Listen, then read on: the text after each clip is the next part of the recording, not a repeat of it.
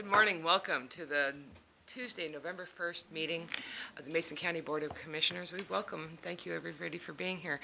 We have some honored guests in the crowd. We have Commissioner Kathy McDowell from the City of Shelton and Commissioner Tracy Moore from the City of Shelton. And I'd like to ask Commissioner Moore if you would lead us in the Pledge of Allegiance. Thank you. Pledge allegiance to the flag of the United States of America and to the republic for which it stands, one nation, under God, indivisible, with liberty and justice for all. Thank you very much. Can we have the roll call, please? Commissioner District 1, Randy Netherland. I'm here. Commissioner District 2, Tim Sheldon. Here as well. And Commissioner District 3, Terry Jeffrey. Here. Correspondence and organizational business. Can you please report the correspondence received by the Commission? The Liquor and Cannabis Board sent a marijuana license application for a New Day Growery on Golden Pheasant Road. And the Bureau of Indian Affairs sent letters of notice of determination of application for the Skokomish Indian Tribes Acquisition in Trust for an area known as Western Burgo Road. Thank you. We have two news releases. The first one regarding a motion we made last month or last week, and then something we'll celebrate today later on. So, Frank Pinter. Thank you, Commissioners. It's a news release regarding Mason County removes longstanding cloud on title to Squaxin Island tidelands. On October 25th, 2016, the Mason County Commissioners voted to correct a century-old error surrounding 29.21 acres of tideland in Squaxin Island. The county accomplished this by deeding the tidelands to the Squaxin Island tribe. The county originally acquired what it thought was title to these tidelands through a 1913 tax foreclosure against delinquent taxpayer M.J. Cunningham. The problem was that Mr. Cunningham had never really owned the island's tidelands that the county was foreclosing upon. Rather, the tidelands belonged to the Squaxin Island tribe. The issue of the Squaxin Island tidelands ownership is steeped in area history. The 1854 Treaty of Medicine Creek exclusively reserved to the Squaxin Island tribe the entire island reservation, including all of its tidelands. In fact, the United States had explained to the Squaxin people that the treaty reserved and granted to said Indians all of said island upon upland and tideland, and in addition, enough of the water surrounding said island to enable a steamer to run at low tide. Nonetheless, the state of Washington sold these tidelands to Mr. Cunningham and others, who began preventing the Squaxin people from harvesting, cultivating, or crossing the tidelands. The United States then stepped in. A federal court decision in 1904 lawsuit known as United States versus O'Brien confirmed the tribe's ownership of the tidelands. The effect of the O'Brien decision was to cancel the state of Washington's tideland sale contract with Mr. Cunningham. Nonetheless, Mason County's tax rolls continued listing the 29.21 acres of island tidelands as surplus lands that the county had acquired through the tax foreclosure. The tribe is increasingly pleased that the county has cleared title to the tribe's ancestral tidelands. Quote, "We appreciate the county's acknowledgement in correcting the record and rightfully deeding the tidelands back to the tribe," end quote, Chairman Lopman said. Reacquiring the land is a critical part of the tribe's program to return islands land to tribal ownership. The reservation is a cultural touchstone, a place for gathering and for educating youth about Squaxin ancestors and culture. Tribe has an active program of reacquiring title to the reservation's uplands. In 1884, the federal government took the uplands away from the tribe through a misguided policy aimed at assimilating Native Americans. The government divided Indian reservations into allotments and gave them to individual Native Americans who could dispose of them after an initial waiting period. While some allottees sold their lands for market value, many others lost lands through fraudulent transactions and forced sales due to unpaid taxes. In recent years, the Squaxin Island tribe has reacquired nearly 1/4 of its original island reservation land from the State Department of Natural Resources and 31.4 acres on the south end from Washington State Parks. Board of Mason County Commissioners. And then it should be noted that this is a joint press release of both the Squaxin Tribal Council and the Mason County Board of Commissioners. And Commissioner Sheldon, I want to thank you for taking the lead on this and making this a priority. I assume you have some comment to make. Well, thank you. It's been a pleasure to work on this. It goes back in time quite a while. 35 years ago, I worked for the tribe, was the business manager, and at that time there was quite a controversy about the lease for the state park. I worked on that, and also, as the press release mentions, it is a cultural issue for the tribe. It's very important, but also it's a very strong economic issue because, as you mentioned, the United States of America, when they signed the treaty, it included all the tidelands, and those are very valuable for aquaculture, for oysters and clams, geoduck as well. So the tribe has had a business for years, an ongoing business, a Harstein Oyster Company, and for years I worked out there and just had a great experience working for the tribal council, and I'm real happy that we've got this accomplished, and thank you both commissioners for your hard work on it as well, and looking forward to a luncheon today out on Arcadia Point and being able to have lunch and celebrate the completion of this. So thanks very much. And to you as well, Frank, you did a lot of work on it with Kevin Lyon, their attorney, so appreciate very much your hard work in getting this accomplished. Thank you. Thank you. Yeah. Next, we have a news release announcing an opening on our Transportation Improvement Program Citizen Advisory Panel. Melissa McFadden, County Engineer. Good morning, Commissioners. The Mason County is advertising for citizen volunteers to serve on the Transportation Improvement Program Citizen Advisory Panel, or TIPCAP. The mission of TIPCAP is to represent citizen transportation interests throughout Mason County for all modes of travel during the development of the 6-year Transportation Improvement Program. The TIPCAP will review and analyze Mason County's transportation needs and present their recommendations to the Board of Mason County Commissioners. Members serve a 2-year term with the first meeting in January 2017. Mason County invites all interested citizens to apply who represent transportation interests as spelled out in the current resolution establishing the advisory panel. Interested persons may apply by obtaining an application from the Mason County Commissioner's Office or by calling 360-427-9670 extension 419 or from the county website www.co.mason.wa.us. Applications will be accepted until membership meets the current resolution requirements. Thank you. Is there any other organizational business to report? Hearing none, we'll move on to item number 5. This is our open forum for citizen input and opportunity to address the Commission on any items that are not on the agenda. If you'd like to address the Commission, please raise your hand. Ms. Vandehay, please step to the podium. Good morning, Commissioners. Patricia Vandehay, 111 Southeast Lupin Place, Shelton.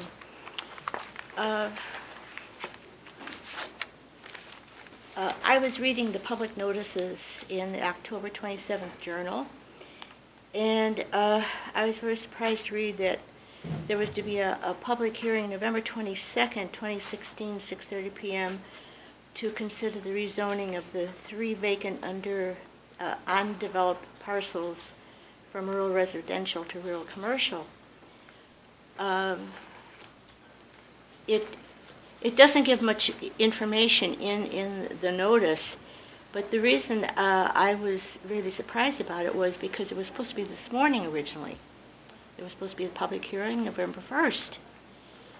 And it seems very strange. The other thing is, looking at the county's website, on 3 different days I brought this up as to where it shows the information about what's going on.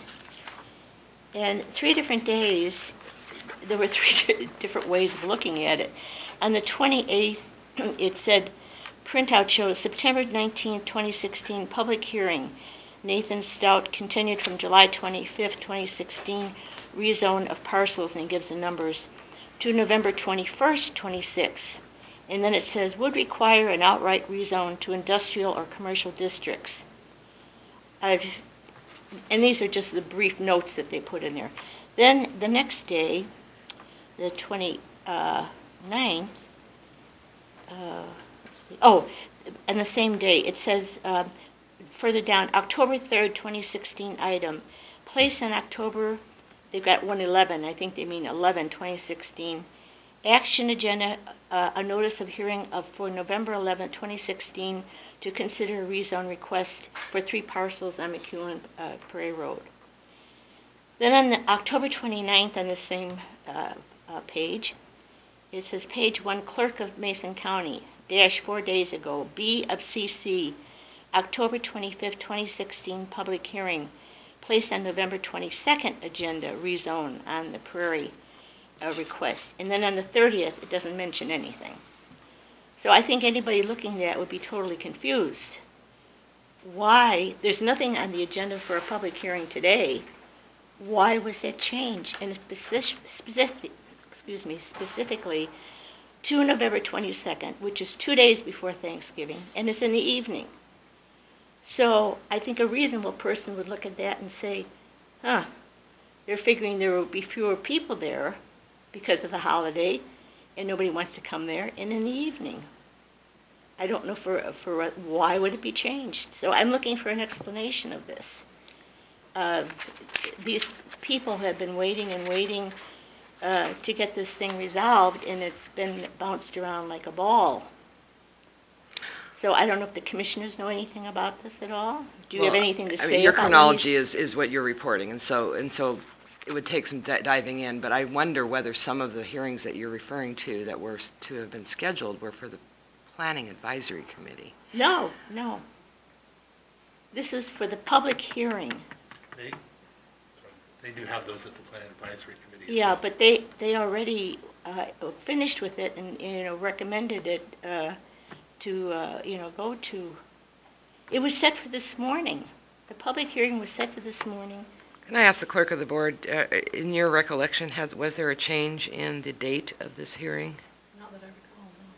Because I know we talked about having it on the 22nd, which we knew was going to be a night meeting. It had always been the 22nd in mind. I'd have to look No, at that. it wasn't. It was the And quite 22nd. often for us, we have one commissioner that always makes clear that we want to try to have some of these hearings in the evening so we have a better chance for people to be here. Well, that before a holiday, that's not going to happen. Ms. Vanderhay, I object to your implication that we Well, chose I'm the just saying a date reasonable person purposely. would assume this, and I'm just trying to say that it's out there, and I find it very strange. I don't think a reasonable person would assume that we were scheduling a public hearing as to not get attendance. I object to that. Well, when you overlook the information about the whole thing, which I have a great deal of it, there's so many inconsistencies in it, and out and out. We'll ask the clerk of the board to take a look at the notifications that were sent to the Journal for publication and see if there was a mistake of some Madam kind. Chair, we do put in our agenda, an agenda item under the action agenda, that an item that sets the public hearing, so the public has an opportunity to weigh in at that point as well. They weigh in on the time and place for the public hearing, of course. So I'm sure that you will find that it was in our action agenda and set by an action of the board, the date, and there would have been discussion at that point as well. Well, it seems very strange, and it's very confusing, I think, the way it's been put on here. Well, Pat, more often than not, it's because of calendar. We try to make sure that we can have 3 commissioners available for hearings like this. Okay, well, thank you for your pointing out the confusion. Commissioner, and it was originally looked at for the 15th, and we pushed it back another week because of the Wasalfa week, or not, Wasatch week. The So 15th none of, commissioners are going to be here that week, so it's one of the reasons that we have, I think, 5 or 6 hearings on the 22nd. But it wasn't set It'll up be a very to hide it. busy meeting. 'Cause Regardless of the holiday dates, we do have business to conduct, so we need to use every opportunity we can. Okay, because the one page that was, or this whole part that was sent out, request for rezone rural residential 20 to rural commercial 2. It got marked on here, November 1st, 2016. On here. As far as the hearing or as far as the Well, it just report says date? request, It might be the summary, the staff summary report date. Well, we'll have that taken care of. I don't want to take Okay, time here. because I Yeah. think it's I- totally confusing to the people. I looked through my calendar, I didn't see where we had changed the date, but that is possible, Patricia, but I want to just remind you that we've had, in my time here, we've had meetings very close to Christmas sometimes, or very close to New Year's, just depending on the situation. I think even the rezones that we do once a year, that's usually very close to holidays too, so sometimes they're just hard to avoid. And if you cannot be here, we will take your written testimony as well. Oh, no, I'm coming to whenever it is actually going to be. I just think it'd be nice if it was straightened out when. It's when November supposed to 22nd. All right. Thank you. Is there anybody else who would like to address the commission on any item not on the agenda? Hearing none, we'll move on to item number 6, the adoption of the agenda. Madam Chair, I move for the adoption of the agenda as presented. I'll second the motion, Madam Chair. It's moved and second to adopt the agenda as presented. All in favor, please say aye. Aye. Aye. Aye. Motion carried. Approval of the minutes.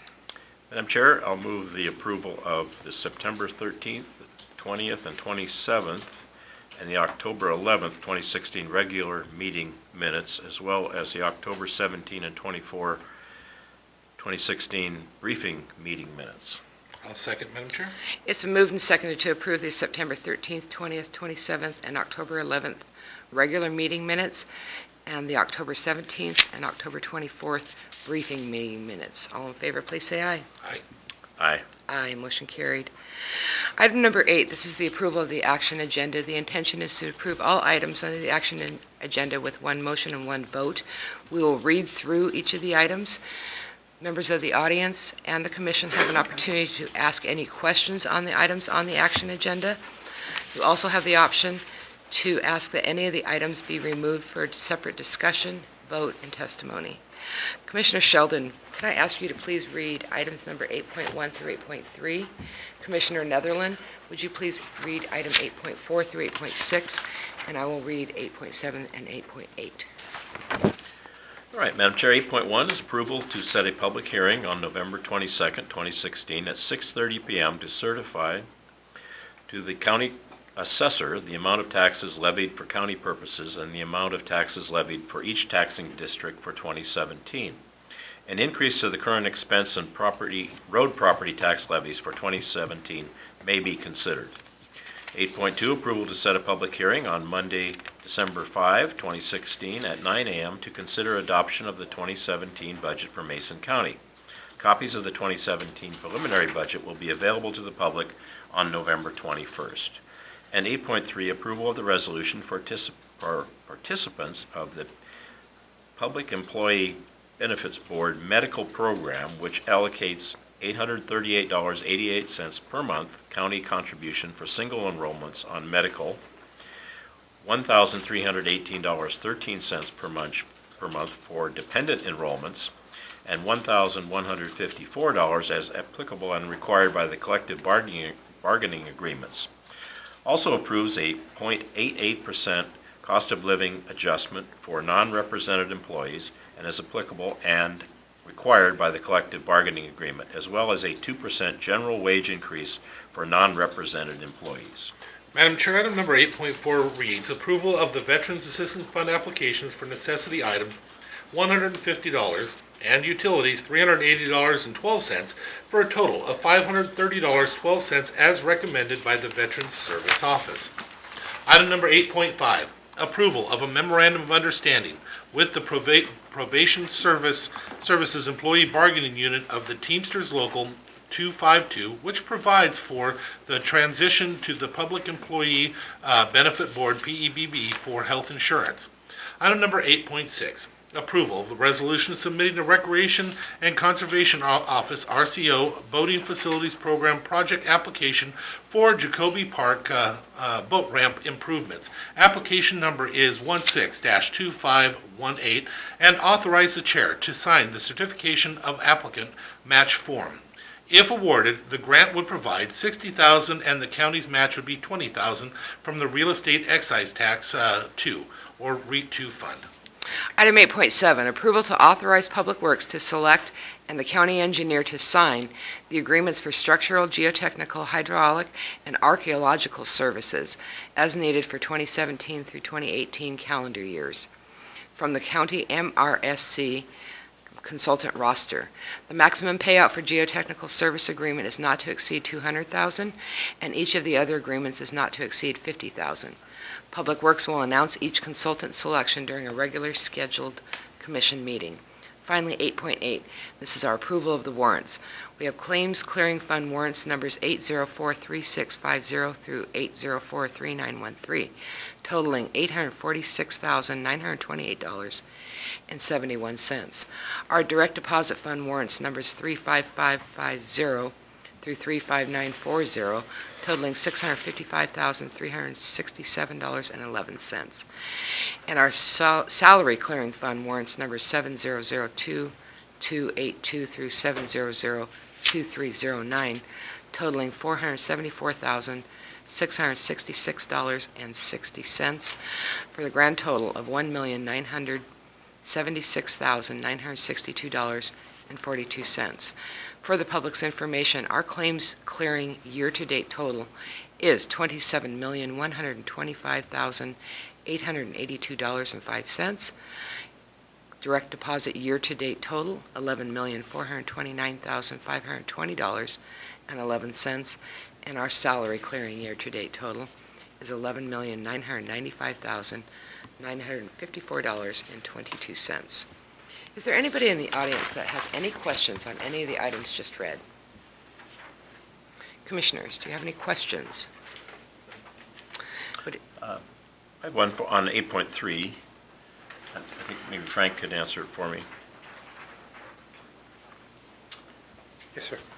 So at 8.3, we're making our allocation for health benefits for employees. Of course, that's always going up and up, but and also a general wage increase and a COLA. So we're doing this before we're passing the budget. So I assume the public would understand that this This is prior to is budget. prior to the budget being approved, but the budget would have to be passed to implement this.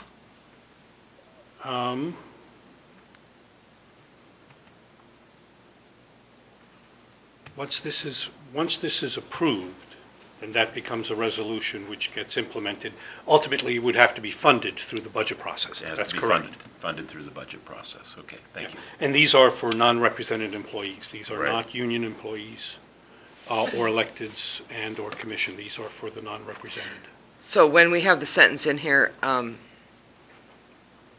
or in the last sentence, there's the clause, and as applicable and required by the collective bargaining agreement.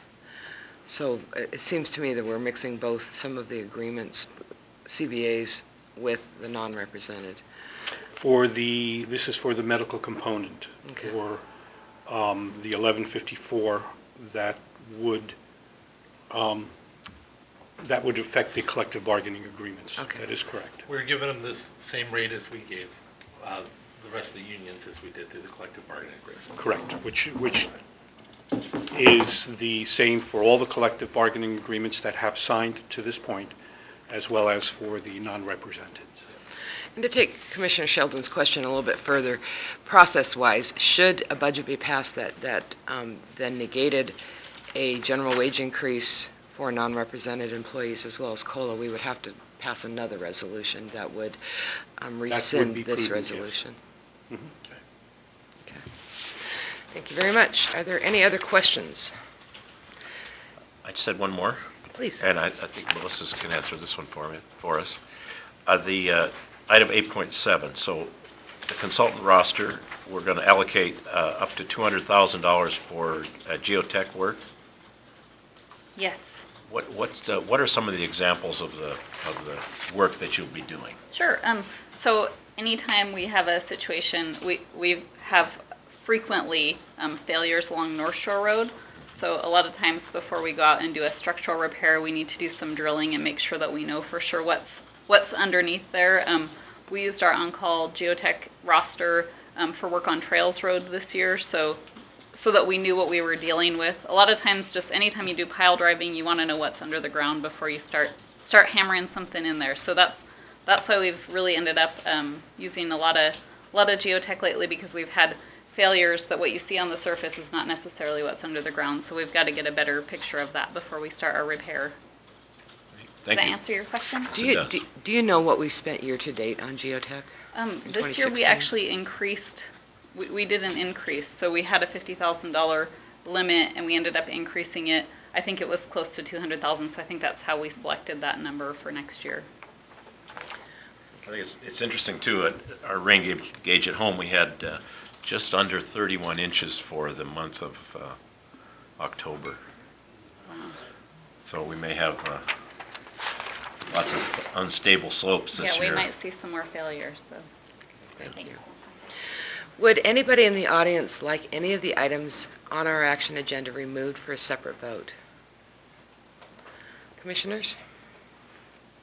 Hearing none, I would entertain a motion. Madam Chair, I move for the approval of the action agenda as presented today.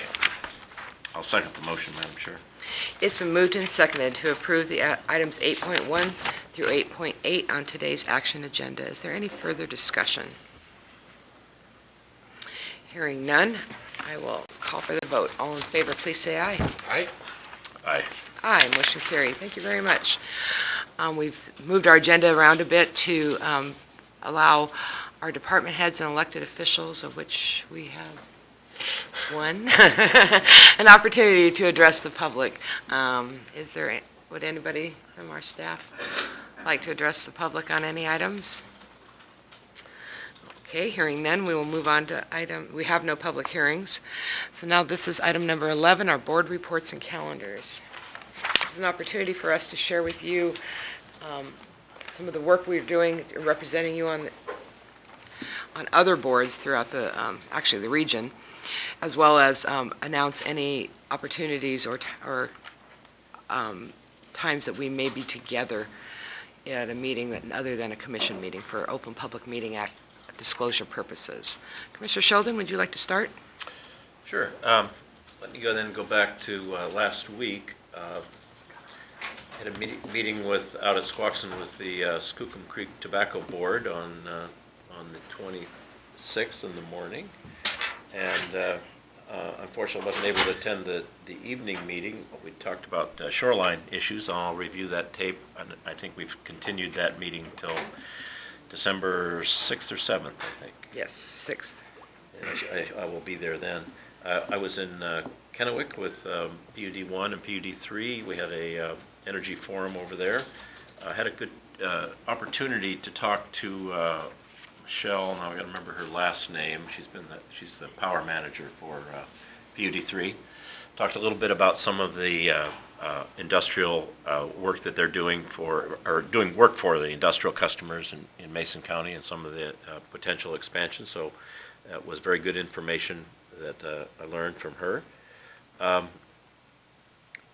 Let's see, didn't get back till Friday, and had a chance to watch the Huskies prevail and the Cougars, so that was a big Saturday for college football fans. Yesterday we had our briefings here, and had a chance after our briefings to travel to Olympia with Tom Davis, who's an advocate for our veterans here in Mason County, and we had a tour of the Quixote Village, and some of the board members were there. Ted Sturdivant, he's a former ecology director and chief of staff for the governor, Jill Severn, and Tim, I think Tim's last name, as well as the former director for L&I, Paul, I can't think Paul's last name either. But it was nice that the board turned out as well. We had a tour of the facility. They have 30 residents there. It's a facility that's unique in its concept. It's a village that has 30 homeless residents who previously homeless in the Thurston County area. We had a chance to visit and enter into some of the cottages they have. They're tiny houses, as they're called, with a small porch, bathroom facility in each of them, and they're about 144 square feet. I had a chance to talk to some of the residents. It was a very interesting tour and not what I expected. And they've had New York Times visited them. They've had a lot of publicity, and it was very interesting to find out from them some of the things that they thought would happen, or some of the direction they would take. But when the residents came, and they have a residents group, the residents gave them some wonderful suggestions on how to proceed. So it was a great tour, and I really enjoyed it, and thank them for the opportunity. I understand, Commissioner, that you're going to be out there on Friday, and I'm sure you'll enjoy the tour. So I have a meeting today. I see Commissioner Moore here in the audience today, and we'll talk a little bit about rail and others. The opportunity is enhanced, I think, for us to look into the rail possibilities, because the Economic Development Council has not spent all the money that was appropriated from the legislature last year for help with job loss in the community relating to Simpson's closure. But now Sierra Pacific seems to be doing quite well and is ahead of schedule, and hopefully will be operating in 2017 very, very rapidly. So we're going to meet after this meeting, and then we have our signing with Squaxin out at Arcadia Point, the Collier House at noon. And then I have a Public Power Council meeting later on this week, and then I'll be meeting with Dr. Mitchell from Olympic College Shelton, Olympic College in Bremerton, about Olympic College Shelton, and that'll be on noon Monday after our briefing. And I understand there is a celebration for Olympic College Shelton. They'll be celebrating their first 20 years here, and that's going to be held on Thursday, November 10th, from 3 to 6 at the campus. And I think that our Congressman Heck and Kilmer will also be there. There'll be some videos. I did one video, and I'm not sure that I'll be able to make it. I'm hoping I can make it in the later afternoon. So. Just committed to babysit that night.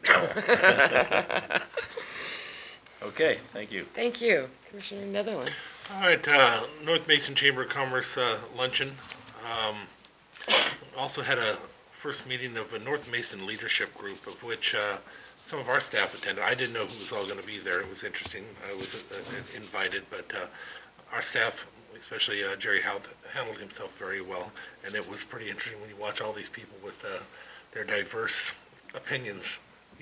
He held his own very well. I'm very impressed. Good. I also met with him individually afterwards, so we can go over some of the discussions that occurred in that meeting to make sure that we stick on the county's policies, not just on other discussions of what others want. Everything goes through the county. We had an audit committee meeting, which I've got to say, that's an impressive group of people. They're working so hard to fix some of the problems that have existed for so many years. Through our auditors, we'll find out they've gone back and looked at all the small things that we've been doing for many years. They're doing it all at one time, so it's definitely not pretty. But watching some of our other elected officials and some of our group get together and throw policies together and not fight and just make it all happen to bring forward to this commission, we'll be getting them shortly. You guys will be impressed. I know I am when I'm sitting there and I'm dealing with them, watching them all work together to try and pull us out of the hole that we were in for all these years. And it's not even individual fault or anything like that. A lot of it has been because the auditors were audited and saying it was okay at the time. It just, we have new auditors and it's not okay. And so everything changes. But for us to watch our staff pull together all these policies that'll be coming before us so that we can tighten their own ship is very impressive. I want to give them all a pat in the back. I lost a great community leader in Kevin Marshall, and he had a funeral up there. And I got to tell you, that was one of the most upbeat funerals I've ever been to, and everybody that was up there talking was laughing. I've never been to one like that exactly. It was pretty amazing, but it goes to show the testament of the man that they all had so many funny stories that they were laughing after losing a man who's been battling cancer for 22 years. And his 3 daughters even stood up there, who I coached several of them, and as women, and I was just impressed. He did such a great job. Had him back for him. We had our briefings and budget at a left board meeting this morning. After this, as you've heard, we have our Squaxin signing. We have the floodplains map meeting later today also.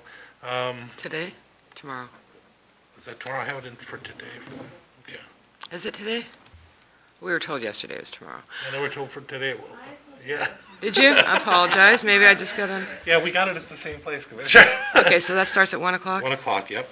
And then usually she'd be the one that's right on this stuff, not me. I get to have one once in a while. We'll have our budget meetings. I have a policy meeting with MTA, policy board meeting.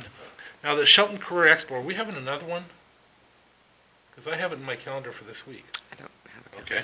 Shelton Career Expo, Suboxone meeting, Hood Canal Coordinating Council Environmental Awards. I will be there for myself, but I'll also be representing Commissioner Jeffries there. Women Republicans.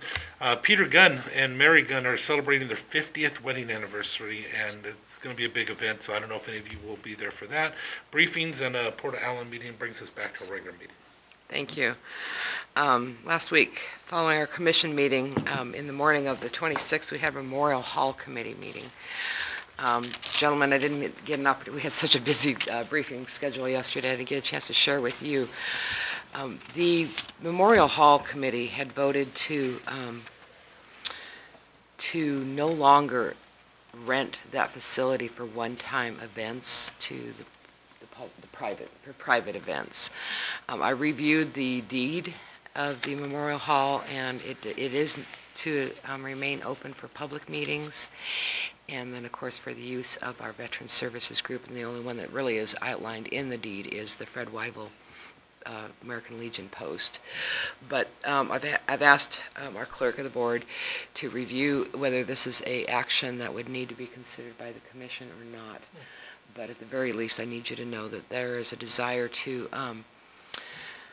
no longer, the weddings and the birthday parties and those types of rentals, to no longer do that, and to suspend. Currently, the building is being used by at least one Alcoholics Anonymous group and one Narcotics Anonymous group, and we're not getting a lot of compliance on how to care for the building, and so there will be an effort to develop more distinct policies about how to care for the building, but coupled with that will be the implementation of a what's called a V-card key system, so that if a group has an ongoing meeting, that they can use their key card to open the doors only during the days and times that they are signed for it, and that'll help us have better control over access to the building. As you know, we put about $20,000 into the refurbishing of the inside, and there's a lot of concern that if we don't have good policies in place, that some of this work can go down, get destroyed. Who manages the groups now, currently, and access? It's managed by our facilities department, and it gets problematic especially when you have the private events, because it means on a Friday night at midnight or so, the group is supposed to have been gone, so now we have to call in an employee to ensure that they've locked the doors and kept it and left it in good condition, et cetera, et cetera. So just to give you a heads up that recommend, if it was a vote to discontinue these types of rentals, but and we're researching whether that's just should be taken as a recommendation and an approval by the Board of Commissioners altogether. And then I had the privilege of attending Zen Dooley's retirement party at Zen's on on the 26th, and that very well attended. We had state senators, our Secretary of State, lots and lots and lots of dignitaries there, but despite all that, and in keeping with Zin's personality, it was a very fun and intimate affair, and I was very privileged to have been a part of that. She is a legend in this community, and we thank her so much for touching so many lives, so many lives. Had a meeting of the Mason Matters Board. I met with our John Bolander with our Conservation District, and a meeting of the Lewis Mason Thurston Area Agency on Aging. I think you gentlemen are aware that we are doing a search for a new executive director.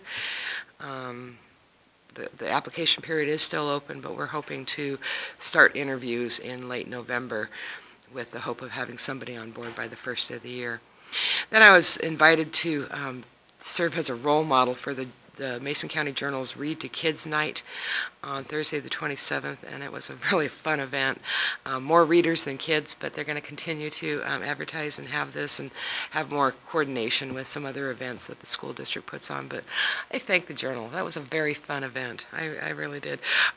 Our sheriff had an opportunity to do it, and he was just so funny. He had one of those funny glasses with the nose and he says, well, hang on, let me put on my glasses. And he puts on these glasses, and he wore them the entire time as he was reading. It was pretty fun.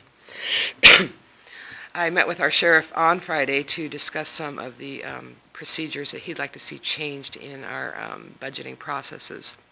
We had really good briefings yesterday, and then we will do the tribal signing today, and I will also be attending the FEMA floodplain map workshop this afternoon at Public Works.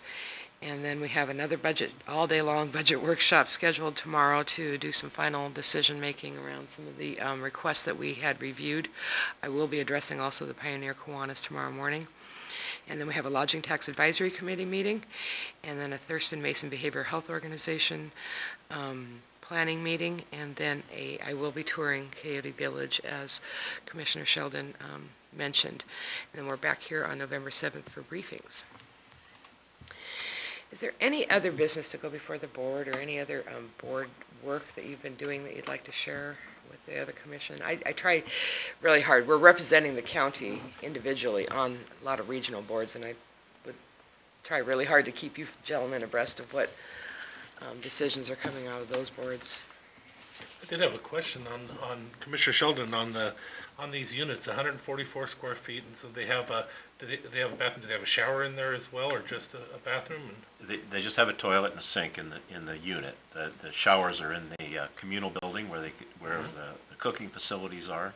Oh, okay. And a conference room, television room, that kind of thing.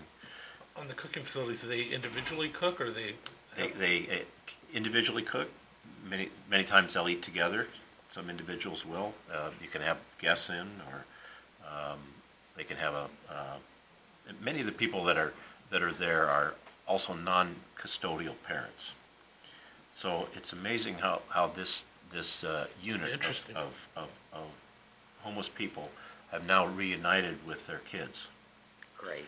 Because it's pretty tough when you're living on the street to be reunited with your kids. Are there any of the units that hold more than one person? No. Now, they're male and female there as well. I think it's almost evenly divided between males and females. Because they have their own house. Yeah, they can have guests, so. And they pay rent? Yes, they do. And is there one source of their rental income, or just whatever their income is? The rent would be 30% of their income. Okay. But much of that is paid by HUD vouchers. Okay. Yeah. As you can tell, we're very interested in all that. We've been working for a while. This may be something we all. Yeah, if you get the chance, and I really want to go to. I'm a little hobbled now, but. Yeah, I know where you are.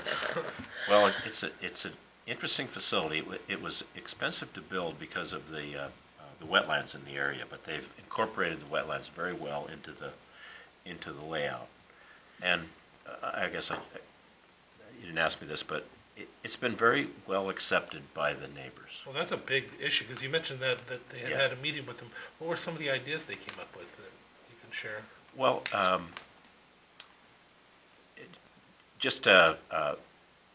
the way it operates, they've been very respectful of the residents. So, for example, when the New York Times article came out, a lot of people wanted to visit. Well, if you're a resident, if you're living there, do you want people tramping through all the time? So finally I said, no more visitors. We're doing fine. We don't need to do that. The other thing that you notice right off is in front of each of the cottages are their individual yard, and it's very small. But some people have grown vegetables there, flowers, beautiful settings. Others just have some grass. But a couple of the individuals are very much into gardening and have worked with the others, and they have another communal garden as well. So it seems to be very successful, and the whole object of it is the answer. One of the big answers to homelessness is affordable housing. Yeah. So many of the people say that they'll be there forever. Other people are there for a year. Well, that was my next question. Is there a time limit? No. It's permanent housing. It is permanent housing, but most people move on. One young lady there has graduated from Evergreen. She'll be leaving. Others have completed successfully. You never successfully complete addiction rehabilitation, but you're stabilized. They have mental health treatment available. 30 units. Yeah. With your indulgence, I'd love to ask any of the city commissioners if the city is looking into these small lot housing, and have you had, would you be willing to come share with us for the record? Please, that way it can go on to the Before record. they do that, have they announced that they're going to, because that would be actual city business? We have announced that. Okay. I just don't want to get you in trouble, because Yeah. it'd be different, just to sit and watch together, but to actually communicate on what you're actually doing, that would be. Oh, yes, small town, it's difficult, but we did actually announce this rather than surprise each other. The city has discussed this. As you know, we are currently missing some key staff that would be working on our ordinances to allow this. Very interested. I've had numerous conversations with Dan Griffey, who is also very interested in tiny homes or affordable housing. We're looking at a couple of models right now. One is in the realm of a PUD or planned unit development, where with an acre of property, we could, with creative siting,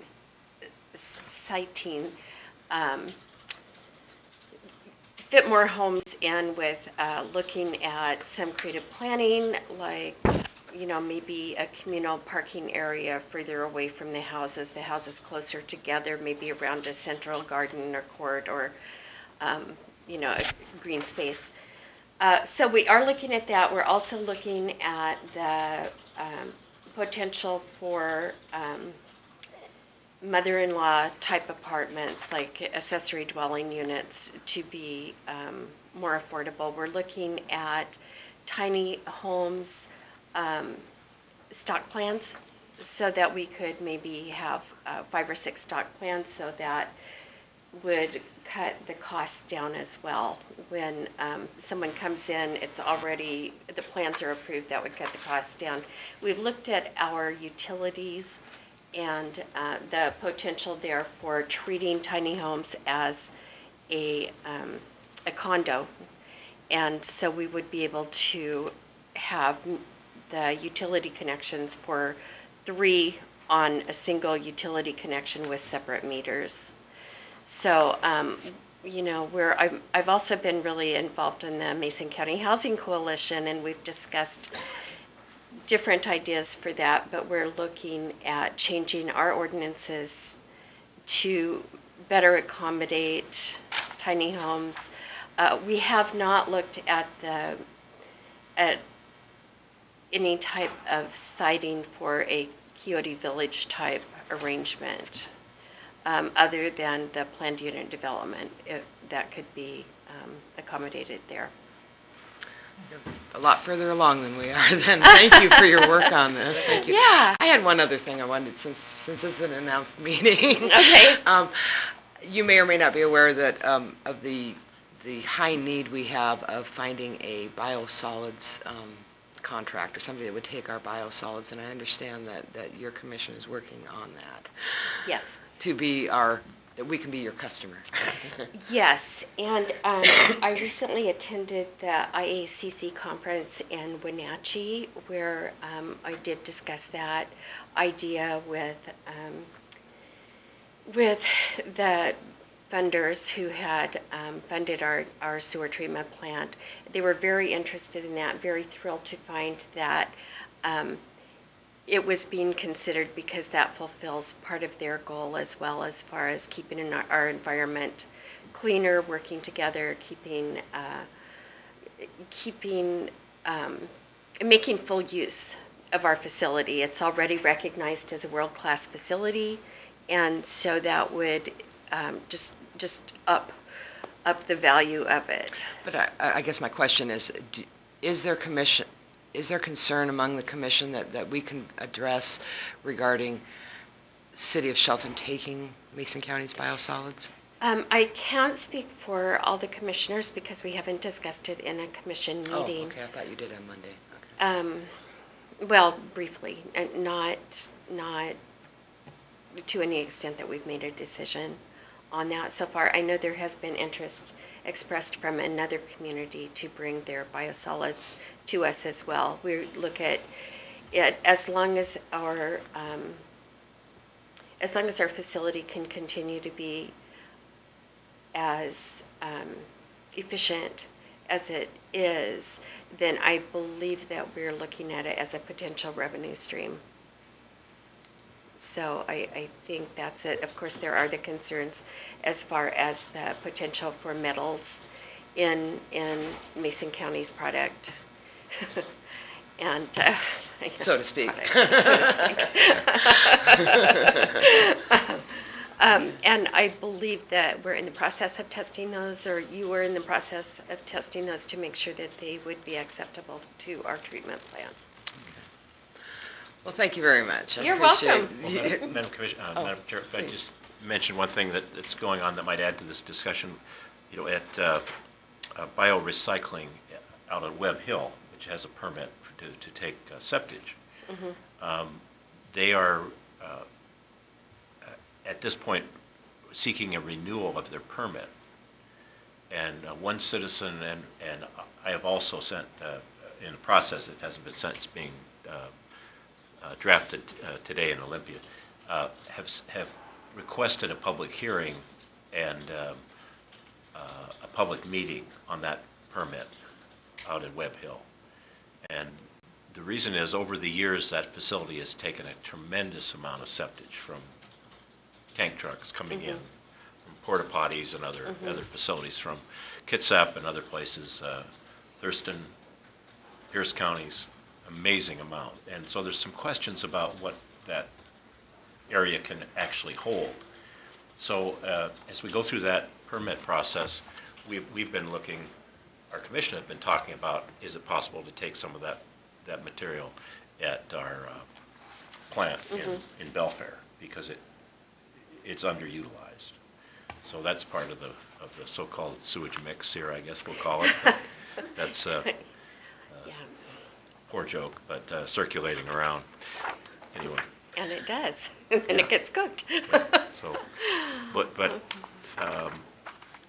this has got a long history in Mason County. When I first became a commissioner, we had a huge lawsuit about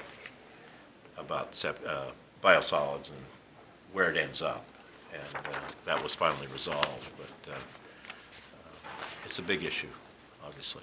It is, and I hope that we can work together and have mutually beneficial relationship.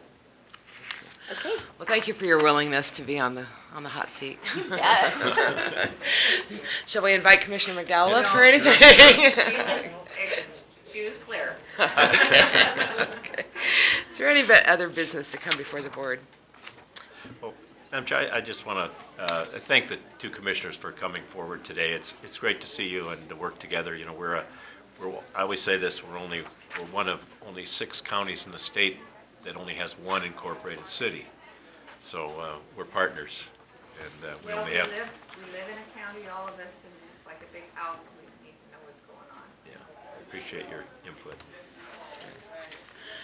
Madam Chair, I move for, Adjournment? I move for adjournment. I'll second the motion. We are adjourned. Thank you, everybody, for being here. How do you